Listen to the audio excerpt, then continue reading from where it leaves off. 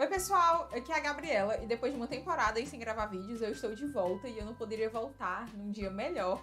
Hoje, dia 22 de novembro, faz 55 anos que C.S. Lewis nos deixava. Então hoje eu vim com uma resenha da sua obra, quem sabe a mais famosa, O Cristianismo Puro e Simples, nessa versão maravilhosa que a Thomas Nelson lançou. Cristianismo Puro e Simples, junto com As Crônicas de Nárnia, são as duas obras mais famosas de C.S. Lewis.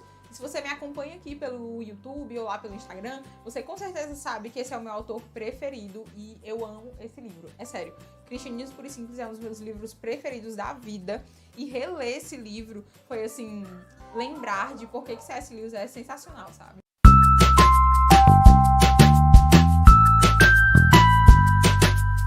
Se você não conhece muito dessa obra, eu posso começar te dizendo que originalmente o conteúdo que tem aqui foram palestras proferidas pelo C.S. Lewis na BBC durante a Segunda Guerra Mundial. Então, nesse período aí de guerra, nesse período super conflituoso, onde tantas pessoas estavam sem esperança, C.S. Lewis foi lá na BBC para dizer para as pessoas no que os cristãos acreditavam. E apesar do nome ser Cristianismo Puro e Simples, aqui a gente não vai encontrar um conteúdo água com açúcar. Na verdade, ele já começa assim bem complexo, para quem não está acostumado assim com a linguagem filosófica, ele já começa falando sobre apologética. Eu vou falar aqui o tema dos 4 livros, porque o livro é dividido em quatro grandes blocos. E o primeiro se chama O Certo e o Errado como indícios para a compreensão do sentido do universo. O segundo, No que acreditam os cristãos. O terceiro, Conduta cristã. E o quarto, Além da personalidade ou os primeiros passos na doutrina da Trindade. Gente, isso aqui é uma preciosidade. O Lewis faz uma linha de raciocínio muito genial. Ele começa falando nesse livro 1 sobre o certo e o errado. E o que esse certo e o errado nos diz sobre o universo? Ele fala sobre a lei moral de Deus. A lei moral que Paulo já dizia lá aos romanos que está gravada em nosso coração.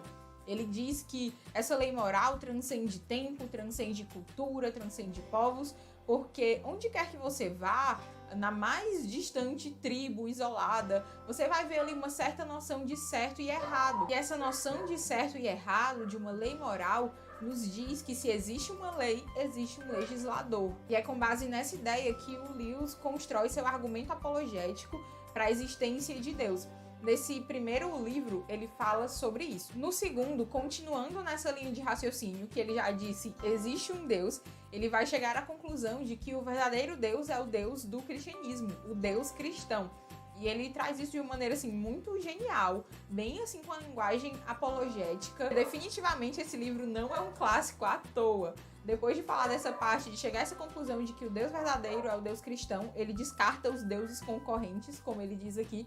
Ele vai falar da conduta cristã. No que acreditam os cristãos? Por que os cristãos agem como agem? Eu gostaria de destacar 2 capítulos específicos, um sobre sexualidade e o outro sobre casamento. Cada capítulo desse merecia ser trabalhado. Se você puder, faça um grupo de leitura para ler esse livro em conjunto, vai valer muito a pena, vai ser muito enriquecedor. Falando sobre sexualidade, ele vai dizer porque ele vai chegar na conclusão lógica de que sexo existe para o casamento. Ele chega nessa conclusão de uma perspectiva, assim, bem lógica, sabe? E logo depois ele fala sobre casamento. E o que é interessante porque C.S. Lewis não foi casado a sua vida inteira. Ele casou bem velho já.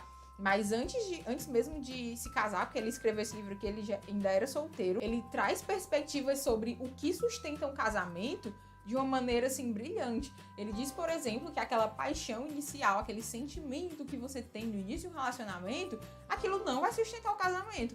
Ele diz que o casamento vai realmente começar quando essa paixão inicial acabar, porque é aí que você vai desenvolver um amor genuíno, o amor bíblico como nós conhecemos, que não tem nada a ver com esse sentimento de paixão e de euforia.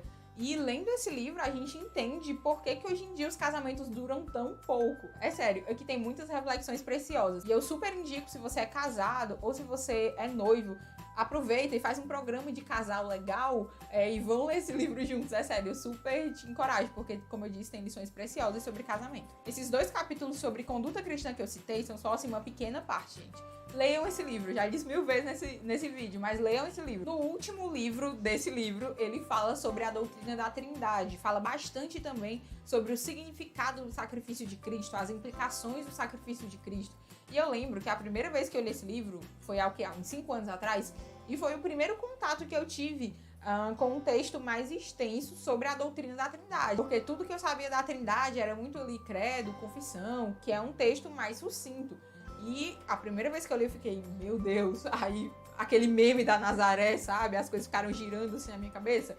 Mas foi muito bom de ler há 5 anos atrás. E agora foi melhor ainda. E ele finaliza trazendo esses assuntos. Como eu disse, apesar do tema ser cristianismo puro e simples, ele não se exime de falar de temas difíceis, tipo a doutrina da Trindade, que muita gente se esquiva. Foi um deleite reler esse livro. Eu reli nessa edição da Thomas Nelson. Eu vi que tinha bastante gente falando sobre a tradução. Essa tradução é da Gabriele Gregersen.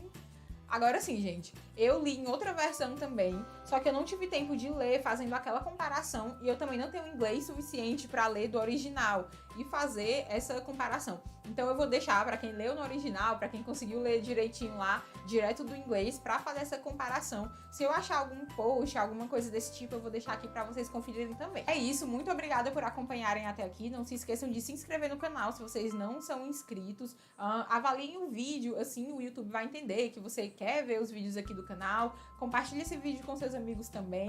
E eu tô muito feliz de ter finalmente trazido essa resenha, porque apesar de ser uma obra muito conhecida, eu nunca tinha falado sobre ela aqui e também não tinha falado muito lá no Instagram. Então, gente, leiam C.S. Lewis. Se eu posso dizer uma coisa hoje pra vocês, depois de 55 anos que C.S. Lewis nos deixou, é que a influência dele, gente, continua aí reverberando. Muitos autores foram profundamente influenciados por ele.